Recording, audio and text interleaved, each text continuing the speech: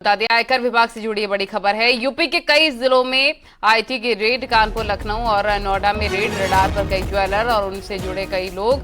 लखनऊ में महानगर इलाके में छापामार कार्रवाई। कानपुर में राधा मोहन ज्वेलर और एमरल्ड गार्डन हाउसिंग सोसाइटी के प्रमोटर के ठिकानों पर छापा। ये बड़ी खबर इस वक्त ही आपको हम बता रहे हैं।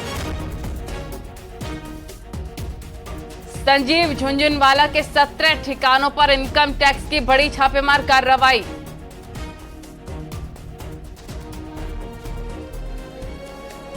ये बड़ी खबर इस वक्त हम आपको बता रहे हैं। आयकर विभाग से जुड़ी ये बड़ी खबर है। यूपी के कई जिलों में आईटी की रेड, कानपुर, लखनऊ और नोएडा में रेड पड़ी है। रडार पर कई ज्वेलर्स और उनसे जुड़े लोग। लखनऊ के महानगर इलाके में भी छापेमार कार्रवाई। तो कानपुर में राधा मोहन ज्वेलर्स और एमरल्ड गार्डन हाउसिंग सोसाइटी के प्रमोटर के ठिकानों पर छापेमार कार्रवाई की गई है।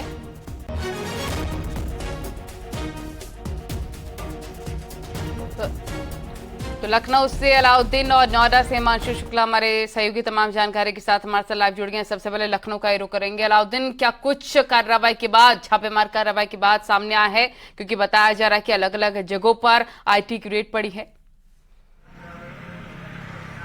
देखिए, इनकम टैक्स को बहुत पुख्ता जानकारी मिली थी कि इन तमाम ज्वेलर्स के यहाँ न सिर्फ बुलियंस का काम हो रहा है, बल्कि दो तरह के सोने होते हैं। या आप जो सोने के बिस्किट होते हैं, जो गोल्ड होते हैं, उनके लेन देन में दिक्कत थी। साथ में ज्वेलरी जो बेच रहे थे, उसको लेकर के हिसाब किताब इनकम टैक्स का उनका दुरुस्त नहीं था, यानी आईटीआर में बहुत मतभेद थे।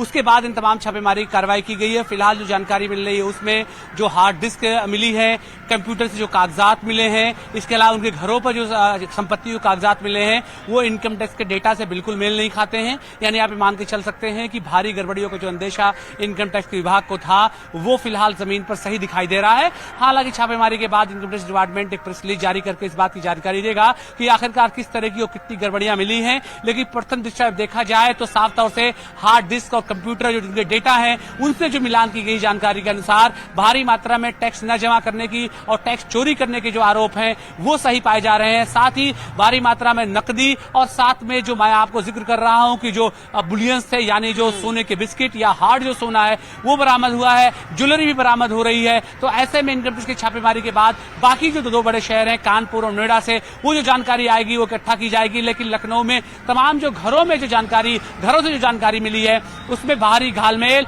और भारी जो है संलिप्तता, यानी टैक्स चोरी के जो अंदेशे थे, उसके पुख्ता सबूत इनकम टैक्स को मिले हैं। ठीक है, नोएडा का भी जल्दी शुरू कर लेते हैं। हिमांशु, जरा बताइए, क्या नोएडा में भी ज्वेलर्स टैक्स जमा नहीं कर रहे हैं? वहां से भी क्या टैक्स चोरी की खबरें सामने आई हैं? क्या जानकारी?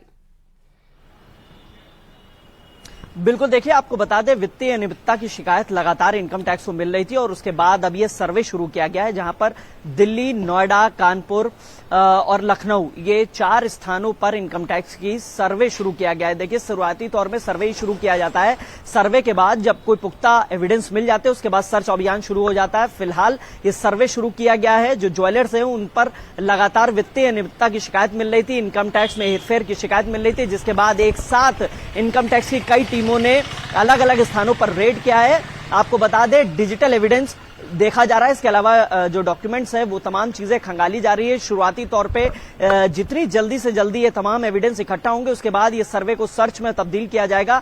फिलहाल आपको बता दें, नोएडा, दिल्ली, कानपुर, लखनऊ, ये तमाम जगहों पर एक साथ इनकम टैक्स की टीम ने रेड किया है। तमाम चीजें खंगाली जा रही हैं और लगातार लंबे वक्त से वित्तीय अनियमितता की शिकायत हो रही थी, टैक्स चोरी की शिकायत मिल रही थी, जिसके बाद क्योंकि अभी हाल ही में 2000 के नोट बंद हुए हैं और सबसे ज्यादा ज्वेलर्स के पास ही लोग जा रहे थे खरीदारी करने के लिए। क्या उस लिहाज से भी चेकिंग चल रही है?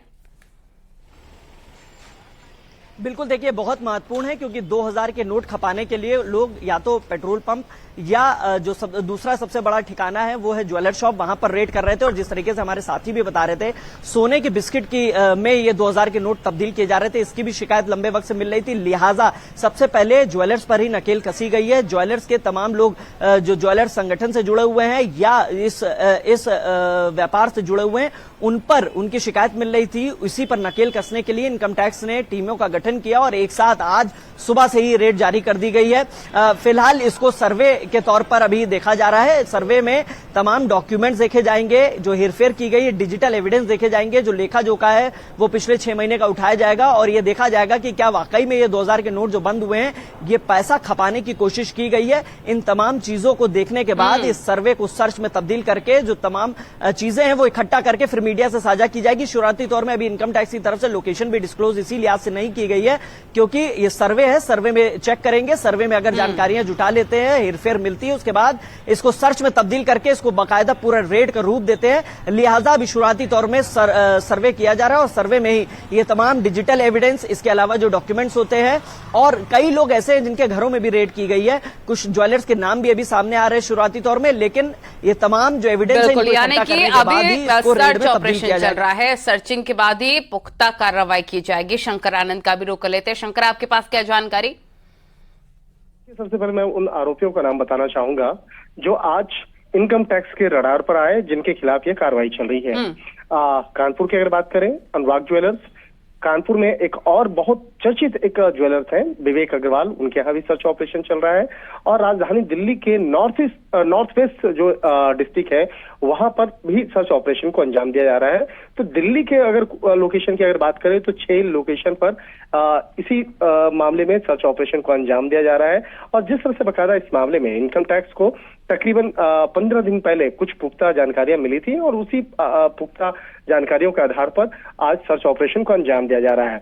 और जिस तरह से कि आपने सवाल किया है कि 2000 का नोट को खपाने की जो तैयारी है और ज्वेलर्स की जो भूमिका है, तो निश्चित तौर पे ये मसला बेहद महत्वपूर्ण मसला है और इसी मसले को भी यहाँ खंगाला जा रहा है। हालांकि इन ज्वेलर्स जो हैं आज जो अलग अलग लोकेशन पर जो सर्च ऑपरेशन को अंजाम दिया जा रहा है, जिसमें कानपुर, दिल्ली और लखनऊ में विशेष तौर पर जो सर्च ऑपरेशन चल रहा है, तो उसमें कई ऐसे ज्वेलर्स हैं जिनकी भूमिका पहले से भी संदिग्ध थी, लेकिन पिछले कुछ दिनों के दौरान में खास तौर पर जब 2000 का जो करेंसी है जब उसे प्रतिबंधित किया गया तो उसके बाद से और ज्यादा कुछ ऐसी शिकायतें मिली, जिसके बाद आज ये सर्च ऑपरेशन को अंजाम दिया जा रहा है। तो एक तरह से कह सकते हैं कि आज का जो सर्च ऑपरेशन है बेहद महत्वपूर्ण है और इस महत्वपूर्ण सर्च ऑपरेशन के दौरान में कई महत्वपूर्ण सबूतों को इकट्ठा किया गया है, डॉक्यूमेंट्स को इकट्ठा किया गया है, इलेक्ट्रॉनिक एविडेंस जो है उसको इकट्ठा किया गया है और देर शाम तक इस मामले में जांच बिल्कुल शंकर, और ये सर्च ऑपरेशन काफी ज्यादा उन लोगों के लिए भी जरूरी जो काली कमाई करते हैं, अब वो काफी एक्टिव हो जाएंगे। कानपुर का भी रुख कर लेते हैं। अमित गंजू, आपके पास क्या जानकारी? देखिए नली जी, मैं आपको बताना चाहूंगा कि जिस प्रकार मेरे सहयोगी बता रहे थे शंकर, कानपुर सबसे बड़ा हब यहाँ ज्वेलरी पॉइंट ऑफ व्यू से अगर बात की जाए, राधा मोहन ज्वेलर्स की बात की जाए, हम पुरुषोत्तम की बात करें, इनके 17 ठिकानों पर एक साथ 80 से ज्यादा इनकम टैक्स के टीम के मेंबर्स छापेमारी कर रहे हैं। इसमें बिराना रोड की बात करें, फूलबाग की बात करें, सिविल लाइन्स की बात करें, दूध वाला बंगला की बात करें, ऐसे तमाम क्षेत्र हैं जहां ताबड़तोड़ सर्च ऑपरेशन चल रहा है। अगर लेमैन की भाषा में कहें तो छापेमारी की कार्रवाई चल रही है और पुलिस के अतिरिक्त सुरक्षा बल भी लगाया गया है क्योंकि वहां मीडिया के प्रवेश पर रोक लगा दी गई है क्योंकि सुबह लगभग 7 o'clock के आसपास पूरी टीम यहां पहुंचती है और अलग अलग उसमें नंबर स्टेट के पड़े हुए हैं। इसमें अलग अलग बार कोड्स पड़े हुए हैं, AG4, AG5, AG6, ETS7, ऐसे तमाम कोड्स लगाए गए हैं जिसमें ज्वेलरी शॉप्स के इनके शोरूम्स हैं जहां इनके ज्वेलरी का मेक है। इन सबके अलावा एक प्रमोटर्स हैं जो एमरल्ड गार्डन प्रमोटर्स हैं, उसे संजीव झुंझुनवाला जिनका नाम बताया जा रहा है, उनके यहाँ भी पूछताछ चल रही है इनसे कहीं ना कहीं इनका क्या रिलेशन है। और जैसे कि मेरे सहयोगी बता रहे थे, 2000 के जो नोट वाला एक कंसेप्ट है वो भी कहीं ना कहीं इनके जहन में, जो हमारे सोर्सेज बता रहे हैं, इनके पॉइंट ऑफ व्यू से भी पूछताछ चल रही है। एक लंबी पूछताछ चलने वाली है क्योंकि जिस प्रकार से जो असिस्टेंट कमिश्नर 2 अलग अलग लगे हैं, DC लगे हैं, DCI लगे हैं, ऐसे तमाम ऑफिसर्स लगे हैं। जब इनकी ज्वाइंट अप होगी तब जाके पता चलेगा कि आखिर क्या पूरा मामला था, कितने का हेरफेर था, क्या कर्मवंचना थी या और इसके अलावा क्या तमाम चीजें जो अभी जिस पे पर्दा उठना अभी बाकी है। जी ठीक है, अगर राजधानी लखनऊ की बात कर लें अलाउद्दीन, वहां पर कह सकते हैं कि सर्च ऑपरेशन लखनऊ में भी चल रहा है और 2000 के नोट के लिहाज से भी वहां पर अब छापेमार की कार्रवाई की जा रही है कि जो ज्वेलर्स हैं वो कैसे नोटों को खपाने का कार्य कर रहे होंगे। तो कितने ऐसे व्यापारी हैं और कहां पर छापेमार कार्रवाई लखनऊ में चल रही है? देखिए, लखनऊ में पिछले 15 दिनों के डेटा को अगर खंगालें तो ये पहला वाकया नहीं है।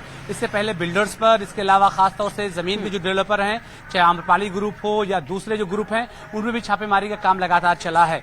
कोई ऐसी छापेमारी नहीं रही है जहां पर इनकम टैक्स को उनके आईटीआर जो फाइल होता है और जो वहां पर उनके तमाम चीजें मिली है, जो संपत्तियां मिली है, उसमें डिफरेंस ना दिखाई दिया हो। इवन आपको मैं बताऊं कि आम्रपाली ग्रुप पर करीब 3.5 करोड़ 20 लाख रुपए जो नकदी बरामद हुआ था। इसके अलावा कई करोड़ के सोने, तमाम दूसरे हीरे जवाहरात, घर की कीमत जो इनकम टैक्स में आ गई थी, घर की कीमत ही करीब 15 करोड़ के लगभग नापी गई थी, आकी गई थी। तो ऐसे में कुल मिलाकर के जो इनकम टैक्स को शक शुबहात थे, उससे कई गुना ज्यादा संपत्तियां मिली थी। और खास तौर से जो टैक्स पेयर थे, टैक्स से आप मान के चले अगर 100 गुना संपत्ति मिली तो उसका 0.05% भी जमा वो लोग नहीं कर रहे थे। तो ऐसे में इनकम टैक्स का अपना जो इंटरनल डिपार्टमेंट मैं आपके पास लौटूंगी, जरा हिमांशु को एक बार फिर शुरू कर लेते हैं। हिमांशु, क्या ये माना जाए जो ब्लैक मनी, अगर मान लिया जाए कि कल्प्रिट कोई पाया जाता है, अर्जित कर रहे हैं ब्लैक मनी, तो क्या उसे प्रॉपर्टीज या दूसरी जगह पर इन्वेस्ट करने की लोग कोशिश कर रहे होंगे? क्या उस लिहाज से भी जांच कार्रवाई आगे बढ़ रही है, सर्च ऑपरेशन? साथ ही ये बताइए कि क्या इनपुट्स मिले थे या रूटीन ये सर्च ऑपरेशन है? बिल्कुल, देखिए आपको बता दें ये इनपुट्स मिले थे, बाकायदा इनपुट्स के आधार पर टैक्स चोरी की शिकायत थी और कहीं ना कहीं ब्लैक मनी को लेकर भी कि जो बड़े व्यापारी हैं, जो इसके जाइंट डीलर्स हैं गोल्ड के, उन पर शिकायत मिल रही थी। तो ये ब्लैक मनी खपाने की भी शिकायत थी और साथ ही साथ दूसरी शिकायत ये थी टैक्स चोरी की। लिहाजा प्रॉपर इनपुट मिला, उसके बाद टीमों का गठन किया गया और करीब करीब 2 दर्जन के आसपास हैं। अगर बात करें दिल्ली, एनसीआर, कानपुर, लखनऊ, तो 2 दर्जन से ज्यादा ठिकाने जहां पर टीमें एक साथ रेड करने पहुंची और इसमें जो जाइंट इसके व्यापारी हैं, बड़े व्यापारी हैं गोल्ड के, उनके यहां भी रेड की गई है। साथ ही कुछ जो शोरूम्स है वहां पर भी रेड की गई है। तो लिहाजा अभी डिजिटल एविडेंस जुटाए जा रहे हैं, कंप्यूटर और तमाम जरा शंकर आनंद, आपका भी जल्दी से रुख कर लेते हैं। आप ग्राउंड जीरो पर मौजूद है, आपने व्यापारी से बातचीत की भी होगी, क्या उनका कहना है? वो इससे सहमत हैं या फिर हड़कंप मचता हुआ हड़कंप नजर आ रहा है व्यापारियों के बीच में सर्च ऑपरेशन के बाद से? देखिए, मैं सबसे पहले बताना चाहूंगा कि सिर्फ इनपुट के आधार पर इनकम टैक्स कभी भी सर्च ऑपरेशन को नहीं करती है। इस मामले में पिछले 15 दिनों से काफी महत्वपूर्ण सबूतों को इकट्ठा किया गया है और इकट्ठा करने के बाद उसका मिलान किया गया, उसके बाद यह सर्च ऑपरेशन हो रहा है। तो इस मामले में इनकम टैक्स के जो हमारे सूत्र हैं उन्होंने स्पष्ट तौर पे बताया है कि हमारे पास पुख्ता तौर पर सबूत थे हमारे पास और हमें इस मामले की जानकारी मिली थी कि किस तरह से कई ज्वेलर्स जो हैं इस मामले में फर्जीवाड़े को अंजाम दे रहे हैं। उसके बाद उन तमाम सबूतों का अध्ययन किया गया, उसके बाद कई राउंड की मीटिंग्स हुई सीनियर्स के साथ में। उसके बाद आज सुबह में तकरीबन 6 बजे के लगभग में ये सर्च ऑपरेशन की प्रक्रिया प्रारंभ हुई और ये तमाम जो ऑपरेशन को जो अंजाम दिया जा रहा था, इस मामले को बेहद गुप्त रखा गया था और इस मामले में इस सर्च ऑपरेशन को अंजाम देने में कई अलग अलग जगहों के लोगों को भी बुलाया गया था। यहाँ तक कि बिहार की भी एक टीम को यहाँ पे बुलाया गया था जो नोएडा में सर्च ऑपरेशन को अंजाम देने के लिए, विशेष तौर पर नोएडा और क्योंकि यकीनन दूसरे स्टेट से भी कनेक्शन इसका होगा। बहुत शुक्रिया।